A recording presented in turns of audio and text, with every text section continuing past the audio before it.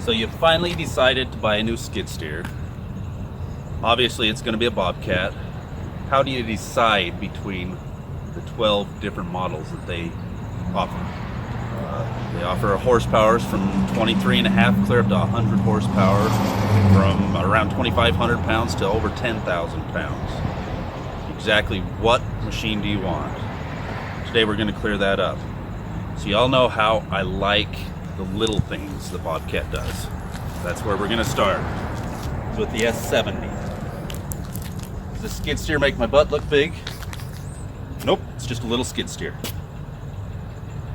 The S70 is a 23.5 horsepower machine. As you can see, not much to it, but it is very capable. Runs this 48-inch snowblower very well. You can do sidewalks, driveways, this and that. Bucket, you can put your auger on it still, you can put a trencher on it. It's just a capable machine for what you need on small projects.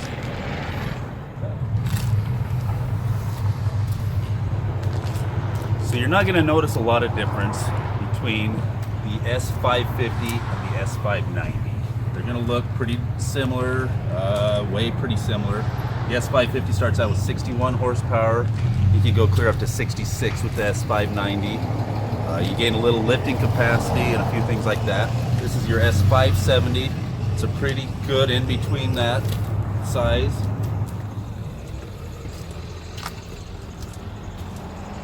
This is an S595. It's still in that 5 series chassis, but what they do on this machine is they put the 74 horsepower engine in it and a weight kit, give you a better lifting capacity, and it's got all the horsepower of a bigger series. This is a very good multi-purpose tool.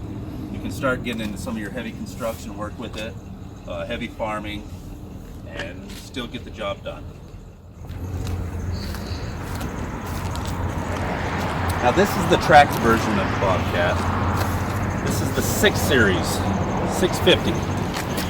So the 6 series has just the 630 and the 650 in it. 630 is a radius arm machine, 650 is a vertical lift. We'll go into what that means here in a second. This here is still a 75 horsepower machine, 74 point some odd, just get out of the EPA. It is pretty much your entry-level solid construction machine. This is the machine you want if you're really going to work a skid steer. This is your entry into that. The 6 series, the entire lineup, which consists of the 630 and the 650, is going to have 74.9 horsepower. They're going to weigh in between 7,600 and 8,000 pounds.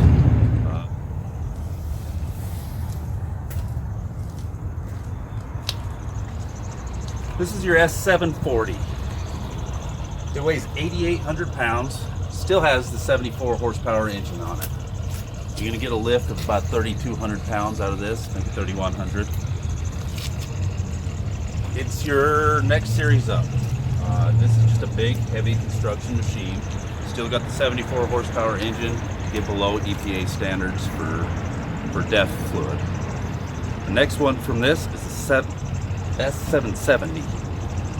It'll give you 92 horsepower, 9,300 pound machine. Basically the same chassis, same machine. It just has more horsepower.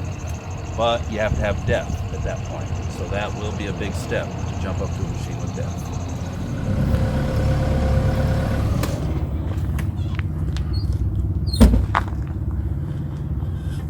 Alright, in conclusion, there's 2 machines we didn't talk about. The S740, which is a smaller series than even that 550. You're in the 5,000 pound weight class with that. It's still got 49 horsepower, very capable little machine. It's very handy if you have a half-ton pickup and a small trailer, or if you need to get into smaller areas like a barn or something like that. Very handy machine. Then there's the S850. It's a 100 horsepower machine. It weighs over 10,000 pounds. That's a machine you're going to use if you're in very heavy construction, if you're running very big attachments like a wood processor,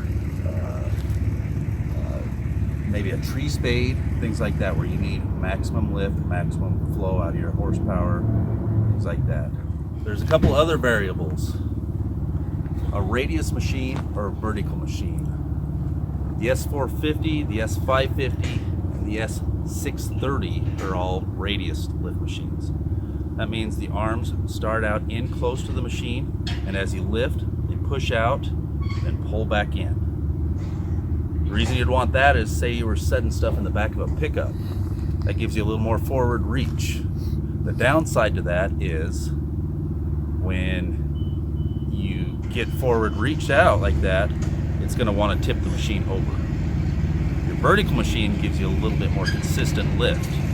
So it just starts out in one place and it lifts dead straight up all the way, keeping the bucket close to the cab so your lift capacity stays the same all the way up. Another factor in your decision is going to be what attachments you're going to be running on it. If you're running an attachment like the grader here, you need a pretty solid machine. This is a big grader. It takes a lot of weight and power to push it. So you need a minimum of the 650. Clear up to the 850 on that one. If you're going to be running a snowblower, you can order a snowblower as a standard flow or a high flow, so you can run a snowblower on any of the Bobcat products very well. There's things like a cold planer, you'll need high flow for it. Mowers, brush mowers. Just talk to your salesman. Give me a call if you need to. We'll discuss what attachment runs on what machine. Thanks for the response to our last video. Please like and subscribe us. It helps us out a lot. Hi Cash, hi Reagan. Thanks.